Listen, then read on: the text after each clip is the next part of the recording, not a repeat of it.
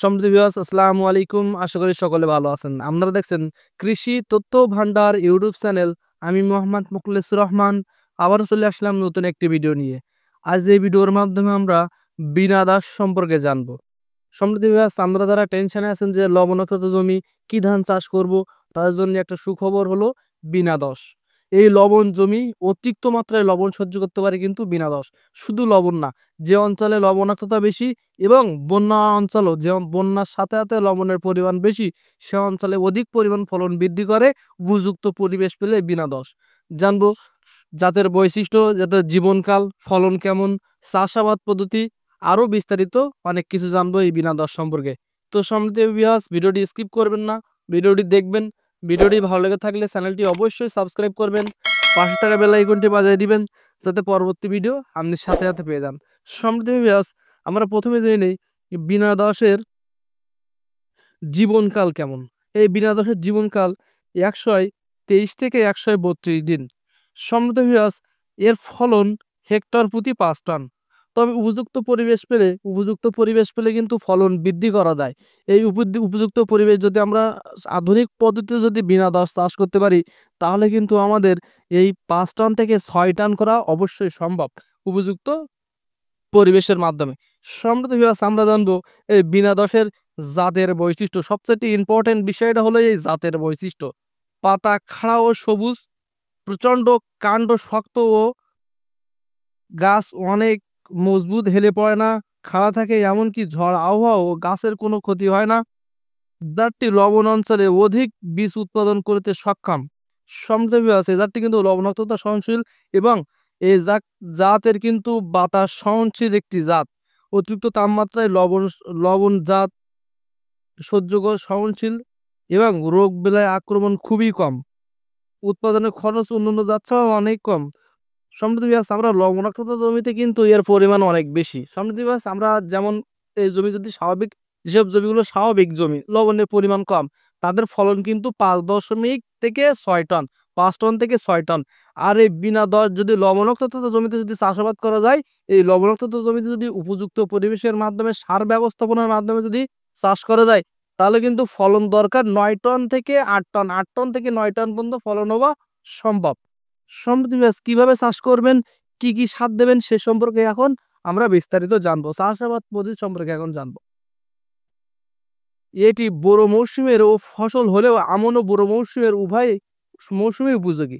বিনা দশ উপকূলীয় 13টি জেলায় লবণাক্ততা অঞ্চলে বড় অংশ চাষ করা যায়। বছরে 4 থেকে 5 মিলিয়ন টন চাল উৎপাদন হতে পারে এই বিনা দশ চাষাবাদের মাধ্যমে। সমৃদ্ধি ব্যাস আমরা চাষাবাদ সম্পর্কে জানলাম, বপনের সময় জানলাম, এখন জানবো সার ব্যবস্থাপনা পদ্ধতি। এই যে উপযুক্ত পরিবেশ আমরা সার ব্যবস্থাপনার মাধ্যমে সৃষ্টি করতে পারবো। কিভাবে সৃষ্টি করব? আমরা বিনা দশের জমিতে প্রস্তুত করব কিভাবে? আমরা সেচ চাষে দেব টিএসপি, এমওপি ও জিপসাম।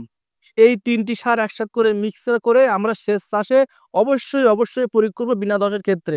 আমরা যখন জমি প্রস্তুত করব এবং টিএসপির পরিমাণ থাকবে বিঘা প্রতি 15 কেজি, এমওপির পরিমাণ থাকবে বিঘা প্রতি 15 কেজি, জিপসামের পরিমাণ থাকবে বিঘা প্রতি 10 কেজি। এই 3টি সার আমরা সেচ চাষে অবশ্যই প্রস্তুত করার জন্য আমরা চাষাবাদের আগে অবশ্যই দিব। আর যদি আমাদের খেয়াল না বা মনে না থাকে, তাহলে অবশ্যই আমরা চাষ শেষ হয়ে যাওয়ার পরে বাসি দেওয়ার আগে কিন্তু অবশ্যই 3টে সার আমরা প্রয়োগ করব। এখন আমরা কিভাবে আধুনিকায়নভাবে উপযুক্ত পরিবেশ সৃষ্টি করব? রোপণ শেষ হয়ে গেলে আমরা শুধুমাত্র ইউরিয়া সার দেবো রোপণের 7 দিনের মাথায় বিঘা প্রতি 10 কেজি। রোপণের বয়স যে সময় 20 থেকে 15 দিন, তখন আমরা চাপান সার দেবো। এই চাপান সারটা কি সার দেবো? আমরা ইউরিয়া দেবো 20 কেজি, ডিএপি দেবো 10 কেজি, জিঙ্ক দেবো 1.5 কেজি, সালফার দেবো, ম্যাগনেসিয়াম দেবো 3 কেজি এবং থিওবিট দেবো 1 কেজি। এই সারগুলো আমরা চাপান সারের সাথে অবশ্যই প্রয়োগ করব। কেন প্রয়োগ করব? আমরা জিঙ্কটা এই সময় দেবো এই কারণেই, আমাদের জমিতে কিন্তু অধিক পরিমাণ কুশি দরকার। এই অধিক পরিমাণ কুশি যদি আমাদের জমিতে সৃষ্টি করা না যায়, এই উপযুক্ত পরিবেশটাই কিন্তু এই যে অধিক পরিমাণ কুশি সৃষ্টি করার মাধ্যমে উপযুক্ত জমির পরিবেশ তৈরি করা। কারণ উপযুক্ত পরিবেশ বলতে আমাদের জমিতে যদি যে কয়টা ধরেন আমরা প্রতি গোছায় 3 থেকে 4টা করে পোনা দিয়ে আমরা রুইয়ে আসলাম। এই 3টে 4টে কি পোনা আমাদের এনাফ আমাদের জমির জন্য? না। আমাদের কুশির দরকার 20 থেকে 25টা।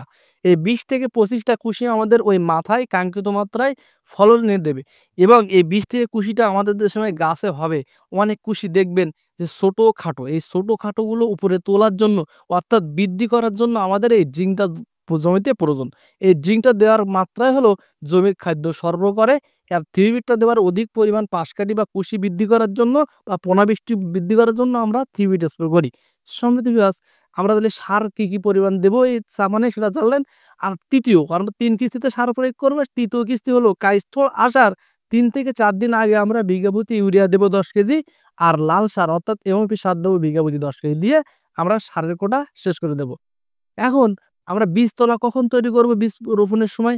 আমাদের বীজতলা থেকে আমরা যেদিন বীজ বপন করব সেইখান থেকে ১৫ থেকে ২৫ দিন বা ১৫ থেকে ৩০ দিনের মধ্যে কিন্তু আমরা অবশ্যই জমিতে রোপণ করতে হবে। আমাদের বয়স্ক ছাড়া কোনো মতেই জমিতে রোপণ করা যাবে না। তাহলে কিন্তু আমরা কাঙ্ক্ষিত মাত্রায় উপযুক্ত পরিবেশটা সৃষ্টি করতে পারবো না সারের মাধ্যমে। সারি থেকে সারের দূরত্ব হবে ১৫ থেকে ২৫ সেন্টিমিটার। সমিতি বিভাজ বিনা দশ বা লবণাক্ততা জমির জন্য এই বিনা দশ খুবই উপযোগী ধান এবং অধিক পরিমাণ ফলন দেবে। ধানটা কিন্তু অনেক লম্বা, ১২০ সেন্টিমিটার লম্বা। এই বিনা দশ কিন্তু ১২০ সেন্টিমিটার লম্বা। সমিতি বিভাজ ভিডিওটি ভালো লেগে থাকলে চ্যানেলটি অবশ্যই সাবস্ক্রাইব করবেন। সবাই ভালো থাকবেন, সুস্থ থাকবেন। আল্লাহ হাফেজ। আসসালামু আলাইকুম।